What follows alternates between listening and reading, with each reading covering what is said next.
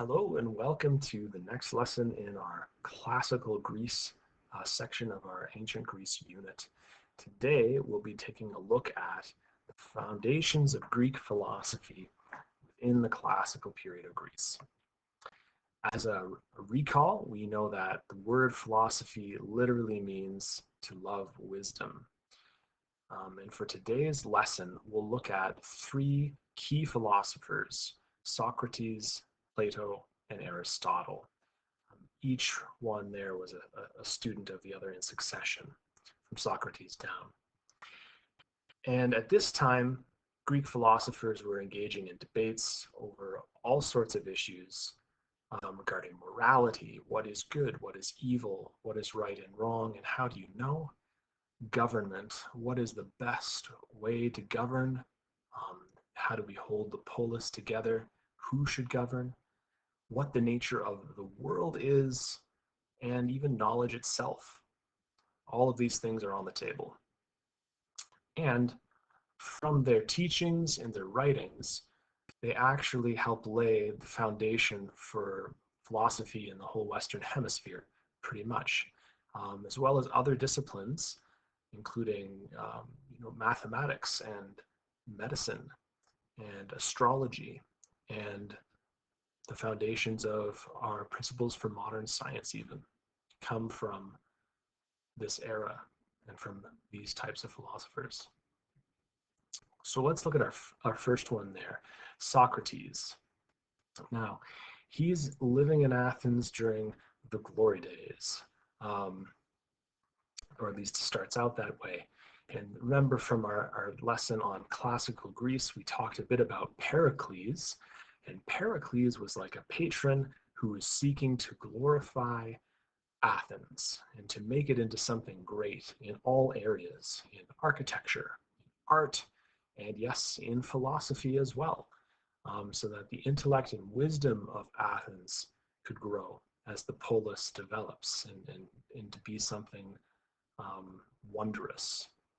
And what Socrates would do, he would essentially wander around and get into philosophical debate with people through questioning them. And he would question and question and question and ask a series of probing questions to try and get at the root of what somebody was thinking or believing. And this method has been coined the Socratic method. And what it has taught people essentially is to consider, what is the world made of? How should we behave? And who should run everything? And how do you know these things? And it had sort of a sense of questioning what you think you know, and basically trying to rationalize your own thought. So you should have reasons for what you believe. And he did have students who would follow him closely as he went around, but he would also engage in discussion with anyone willing to. And it was common at this time for there to be certain areas around Athens where you could go, and for this purpose you could strike up philosophical conversation. And Socrates would participate in this and lead these things. He's also credited with that famous quote you may have heard: "The unexamined life is not worth living." Essentially, with this, he's trying to encourage his students to question accepted wisdom, or the things that they hold as true maybe without thinking, even including government policies, but not limited to that. And in this pursuit to help people question their beliefs and form good reasons for what they believe, he didn't actually charge anybody. He may have received some money out of donation, but he didn't charge a fee for his teaching and for his debate, which other philosophers did at this time. Many depended on that. And if you were a full-time philosopher, you either had to charge a fee for your services as philosopher or rely on a wealthy patron or on random donations. Socrates didn't charge. And so, as you can imagine, no steady stream of income. He was kind of an impoverished man. Nevertheless, this was not a big enough issue for him to start charging money. He preferred to live in a state of poverty as he went around teaching. He also didn't write anything down. And pretty much everything we know about Socrates comes through the writings of his student, Plato, who we'll talk about momentarily. Now, if you can just stop and imagine for a second, try and apply what Socrates is doing to yourself. So imagine you're in ancient Greece and you have this man come up to you and he starts asking you questions. And maybe it starts off as just an interesting conversation, but then he asks you more questions. And why do you believe that? What is your reasoning for X? And why do you believe what you believe about God? Why do you believe what you believe about government? Why do you believe what you believe about good and evil?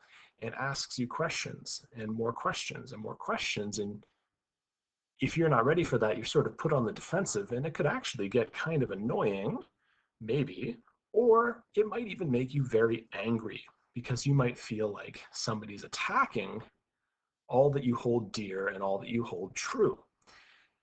And if you can put yourself in that position, you might understand why Socrates actually made a lot of people quite angry.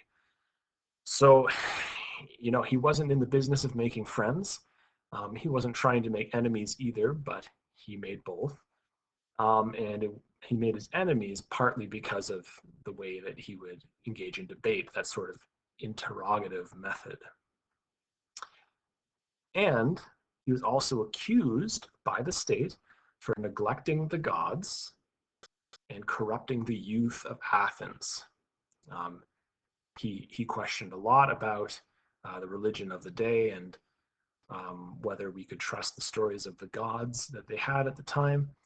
And he also taught this method of questioning everything, essentially, to anyone who would listen, including the youth of Athens. And so charges were laid against him by the state, to the point where he was put on trial, yes, charged and put on trial and found guilty, and sentenced to die by drinking a poison made from the hemlock plant.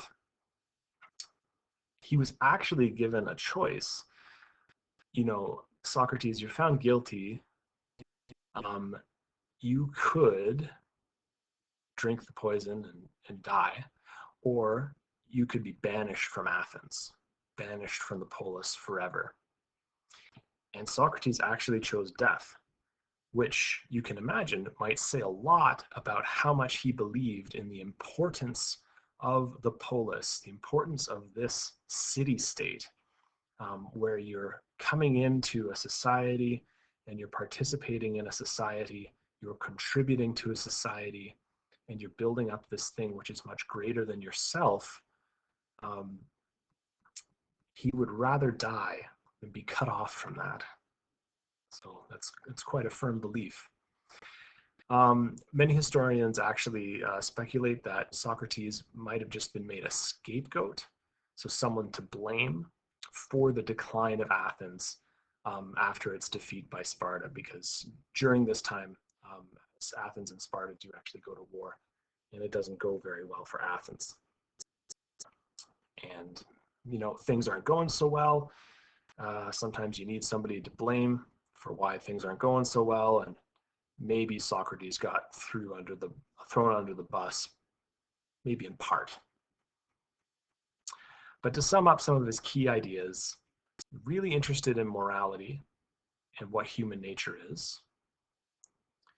He believed that a person had a soul, and actually the Greek word for soul, commonly used one, is psyche, and it forms that root word for psychology, which we, in our modern context, associate only with our mind, essentially, our mind and our mood. Um, but the word psyche in Greek, literally meaning soul, could be a little broader than that application. Something like your spirit or your essence might be a better translation rather than just your mind, although certainly that's part of your essence. Um, but he believed that everyone has a soul and that the soul is also striving for good. So there's a basic innate impulse towards the good in Socrates' view. But it's very important to question what is good. And it's essentially that pursuit which would help you develop your soul. Um, and he also strived to define what is good versus what is evil. How do you know? How do we judge actions as good or evil? And part of his lens for doing this would be to compare the intention of someone versus the outcome of their actions. And he was actually not a fan of democracy. He's anti-democratic. He did not believe that a broad group of people should be able to rule themselves, or that every free person within the polis should have a say in everything and decide how to be ruled, how to be governed. He believed in something called oligarchy, which, if you remember from your grade 10 civics class, maybe you studied in forms of government, means a few are ruling, the ruling of a few over the rest. And he thought that those few should be the wisest or the smartest amongst the people. Because developing your soul, trying to understand what the good is and what the best is, requires a lot of thought and time.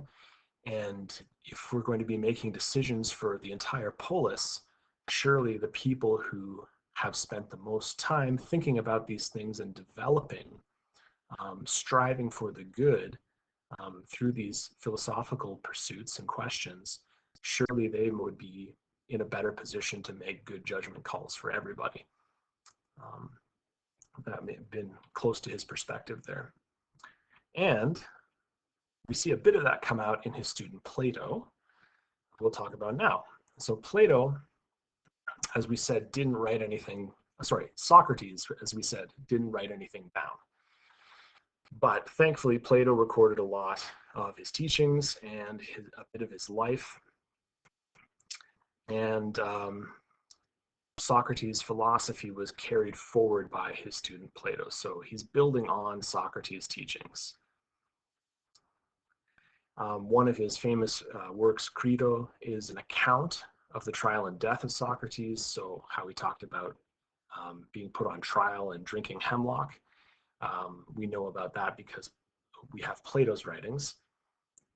And he also, in that work, summarizes what Socrates was thinking and teaching about truth, justice, and morality, which was obviously a major focus for Socrates. Plato was also very interested in politics. He has written an extremely famous and foundational work in Western thought called The Republic. And if you take a course in philosophy, or you take a course in politics or even history moving forward, maybe next year or in university or something like that, you'll probably be made to read The Republic, if not excerpts from it. And basically, it's examining the idea of, what is the ideal state? What is the best state? What is the best way to rule a city-state, to organize and run a government within your polis? And he's sympathetic with Socrates' idea of an oligarchy, which we can take a look at in a second here. Plato also founded what we could probably call the first university, the Academy, And basically this was not a university in our modern sense where you can pick and choose pretty much any subject you want, but at this point focusing on philosophy and science. So this is like sort of the first really organized formal programming for thinking about these things. It's a little more organized than gathering together in the streets with whomever and having the conversations the way Socrates did. He was kind of uh, a little on the fence about democracy. He wasn't super pro or super against it, but after Socrates dies, he actually becomes pretty disillusioned with the idea of the people ruling themselves. And he actually, he warns that clever leaders could easily manipulate citizens who often know little about the important issues in society. But he goes on to believe that democracy is probably not a good thing, along the lines of Socrates, thinking that maybe the wisest should rule. And he believed that the government should be ruled by a philosopher king, or maybe philosopher kings, plural, based on that idea of it being easier to find one good man than many good men. So it's maybe easier to find a few or one truly good person than a lot of good people. And it's that idea of, maybe the wisest are going to be the people who have devoted the most time to thinking about what good is and pursuing that and trying to develop that in their lives. And this is the pursuit of the philosophers. It's not just an intellectual exercise. It's trying to figure out, how do we be the best? How do we be moral and balanced and good? And so in his perspective, those are the people that should be in charge, and we should not leave that up to just anybody, because then we open ourselves up to having more less good or evil or bad people being in charge. And you can read more about that in The Republic. It's quite lengthy, but very interesting. And a lot of the foundations of Western thought are in there. And his most famous student was Aristotle, who we'll talk about in just a second here. But to sum up Plato,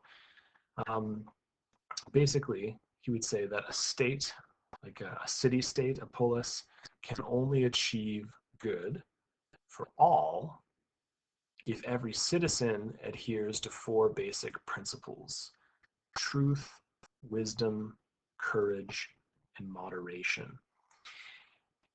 And essentially, he believed that extolling these virtues and pursuing them, this is sort of like helping you achieve the golden mean, balance between extremes of your passions. So how do you bring moderation to life, and how to be a moral person, essentially? And he's saying a state can only be good if people are really adhering to these things. If you don't value truth, wisdom, courage, and moderation, if you don't pursue these things, if you're not actively thinking about and striving for them, then you're not going to have a good state. You're not going to have a good polis. While even though he believed in having philosopher kings as the chief rulers overall, he would still say that everybody has to be participating in this in order for society to work. So pursuing virtue was everybody's duty, not just the people in charge. And his student Aristotle builds on his teachings, just like Plato built on Socrates. So a few things about Aristotle. He actually taught Alexander the Great, whom we'll look at, and established his own school. He didn't. It wasn't exactly like Plato's, even as his philosophy wasn't exactly like Plato's. But he did talk a lot about that golden mean, that idea of finding balance between the extremes of passions. You know, don't sway too far one way or the other. Try and find that balance, that moderation in the middle. But a lot of his type of thinking was based on observing the world. And because of this, he's considered one of the fathers of the scientific method.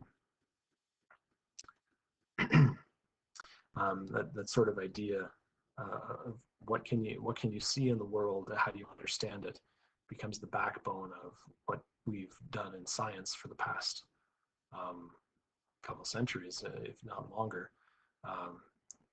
So he examined the political structures of the city-states as well in his book called Politics. And he's a little more of a scientist than Plato or Socrates, very concerned with the observable world. So again, the idea of what can I know through my five senses, essentially, more of a focus on that. He was also very big into biology and botany, collected lots of plants and animals and things like that, and tried to classify them. And that process forms the basis of what we do in modern biology too. So he takes that scientific method, and he also contributes to things in the world of physics and astronomy and psychology. Really, this golden age, this classical period, produces a lot of thinkers that contribute to a lot of the fields of education and learning and infrastructure in society that we take for granted. So what else stemmed from Greek philosophy? Well, certainly advancements in math, also in medicine and astronomy. So these would be, I mean, there's lots of other areas too, but these would be three areas where we certainly see a lot of influence. So for mathematics, for instance, certainly in the field of geometry, now these four figures here all had their own foci, and they aren't starting from scratch. They do actually build on some of the ideas and things that have come out of the Persian Empire, out of the Mesopotamian region of the world, and also Egypt. And Euclid, who had a huge focus on geometry, and Archimedes, who sort of formalized and discovered the concept of pi. They both studied in Alexandria, okay, which is actually in Egypt, as you may recall. Famous city in Egypt, and also where that famous library in Alexandria, biggest and most expansive library in the ancient world, which unfortunately was burned, and so we don't have anything from it, but we certainly know about it through other writings. So geometry is blowing up in this area too. Medicine, again, not from scratch, but borrowing things that they learned from other civilizations like the Egyptians. And like the Egyptians, early Greek doctors did lots of amazing things for the discipline, but also relied heavily on spiritual belief as well. So that would look really foreign to us today in modern medicine, because there's tends to be a really strict separation. Modern medicine tends to be pretty much purely materialistic, at least in the West. And there's no real room for like a spiritual perspective typically. That wasn't the case for early medicine. Lots of spiritual belief coming into play with that. But as things progress in Greece, the Greek doctors, who were also proficient in the use of herbs and drugs and ointments, and learned about diet, the impact of diet and exercise, they started to distance themselves from spiritual belief as well and focus more on a material understanding of how the body and the world works. It's not to say that they were purely materialists, but we sort of see things moving in that trajectory. And out of this time, we've mentioned this figure before in our classical Greece presentation, but we have Hippocrates. Okay, and he's considered the father of medicine. He comes from the region of the South Aegean. So if you picture the Aegean Sea there, the southern part. And he actually founded the first, or sorry, not the first, but a medical school. And he wrote a lot about how to treat various illnesses. So we have a lot to thank for Hippocrates. He's given us a lot in terms of the foundation of modern medicine. And he also wrote a lot about medical ethics. So we talked a bit about the Hippocratic Oath before. Every medical student has to take that oath. The first principle is do no harm.